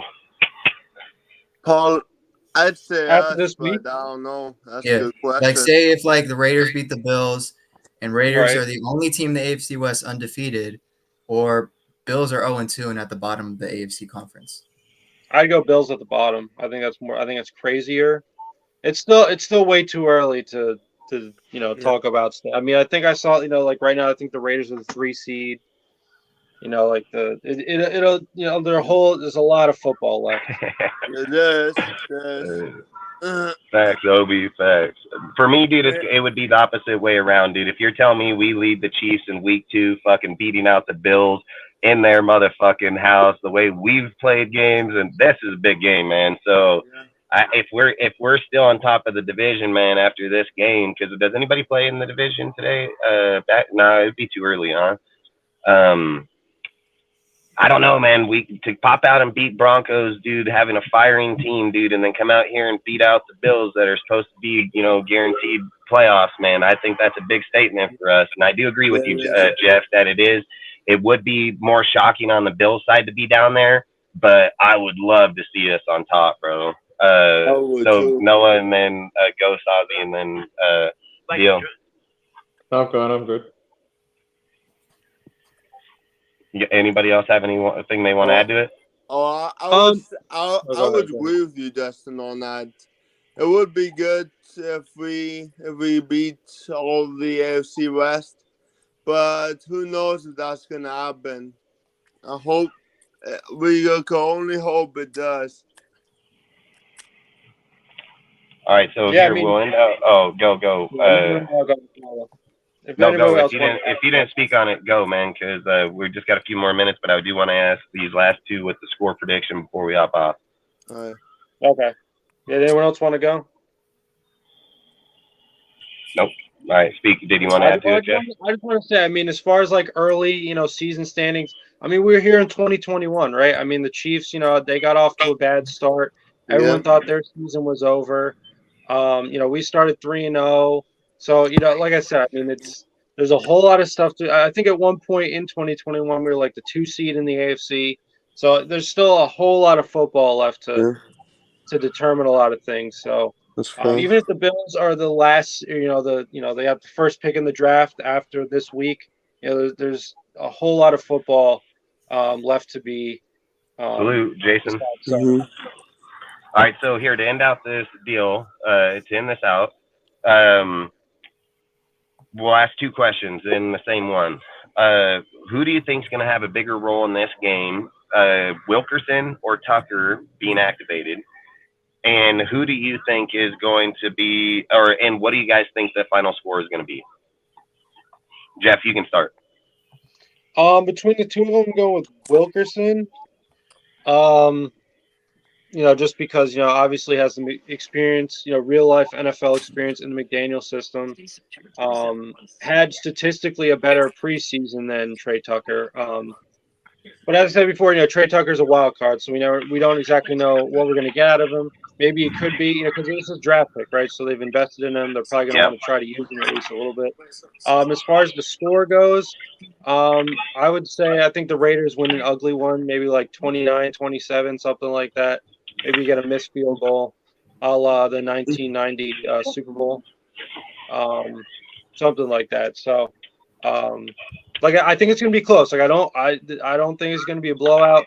I wouldn't be surprised if the Raiders cover this spread, which has been getting smaller and smaller throughout the week. I don't know if anyone else has noticed that. It's gone from 9.5 to like last night it was like 8.5. Now it's like 7.5. So, this might be a much closer game than a lot of people. Because they're getting a lot of bids on the Raiders right now. That's why they're taking that 9.5. They're like, they ain't beating this fucking by 9.5. Because a lot of people. Yeah, because a lot of people are noticing, because I remember it was at 9.5, and everyone, even PFF. Fuck yeah, I bid on that shit instantly. My bid's locked at 9.5. They're not getting 9.5 points on us. I don't see that. A lot of PFF members were like, this game seems suspicious now. Like, why are they at 9.5? It's the script. It's the script. All right. Yeah. All right. So, Sergio. How did you know? Oh, for what? Oh, like score prediction? The Tucker, Wilkerson, and score. Oh, so for me, I see Wilkerson more impactful than Tucker, especially by use of gameplay in McDaniel's scheme. For score prediction, sadly, I have it like 20 to like 30, or maybe like 3 to 31. Like that's kind of where I have it. I think it's gonna be a close game all the way. I just think that fourth quarter is like the biggest factor. Mm-hmm. That's facts. Noah, what do you think? Wait up. Sorry. You said sadly though, because you're sadly. going with the Bills. Like I have like weirdly the Bills winning. No, I just think I Hey, just think that's it's your gonna be that's your I just think opinion. it's Yeah, gonna be that's a your close prediction, game the dude. Yeah, entire All right, that's time. get your And muted. Opinion. All right, it get just muted depends. now. Keep No, I'm just kidding. all right. Time to leave. Hey, like I said, everybody that's joining into the Discord or join the Discord or is in the Discord, go put your score in the free giveaways, man, before the game. We're gonna get it locked here in a few minutes. So if you haven't put a score in that thing, it's free. Throw it up in that thing. Outside of that, Noah, Ozzy, Ghost, and all you guys got a few minutes, man. 5 minutes. So let's pop it up. Go for it. Let's All hurry. right, I'll Go, go go, first. go. So I think of the two guys that are going to have a bigger impact, I think it'd probably be Christian Wilkerson if we're talking about having a run-oriented playbook today. You know, he's like 6'4", 6'5", something like that. So you'll probably be seeing him in more 6'4". play a blocker today. Obviously, Trey Tucker, he's got more speed. So if you're going to need a deep threat, he's going to be your option on the field. But yeah, that's who I think is going to be the bigger impact, Christian Wilkerson. As for the game score, I think it will be Buffalo winning today, 31-27. You know, I just think that our defense, they're going to struggle to put up what the Jets defense did put up last week against Jimmy Garoppolo. And I think it's due to the fact that the talent in game has not really shown up yet. You know, I think there's a lack of respect and for this defense, and right now until they show me otherwise, I just don't really believe in them to put up and shut down one of the best QBs in the game. So, you know, I trust the offense to do what they can, but I think it's going to be another high-scoring loss for this offense and for this team. All right, I'll go next then. So for me, I'm actually going to go against the grain here. I'm going to say Tucker's going to have more of an impact, but people are going to notice Wilkinson more because they're not going to notice the stuff that Tucker's doing away from the ball, like being the decoy and shit. And not just that, he's going to open up the whole offense, I think, because of the fact that they're going to have to account for him with the safety. And on top of that, I think he is going to make some plays here. And I'm gonna go out on a limb here and say that the final score is going to be like 24-31, and Tucker seals the game with a fucking deep shot from Jimmy. I'll go next. All right, go. Nope, go. For I'll me, go afterwards. Wilkerson has the bigger game. I have the Raiders winning 30-27 with the Carlson field goal at the end. So, What do you think? so I think Wilkerson and 21-20. I'm not gonna say why because we don't have time for that right now. Yep, I'm gonna go with Wilkerson too, 100%. I think he's actually gonna have probably a pretty big day, even with his first time out there. I think he's gonna show more presence, take a lot off of Devontae. I've said I probably want to expect a lot out of Devontae out of this game again. Probably not out of Renfro either. I probably would say in those cases it'd probably get to Tucker just because of the fact that Renfro commands a higher presence against the defense. So I would favor him more over it again. Which is a good thing. And when you look at it, man, so we're probably going to be winning.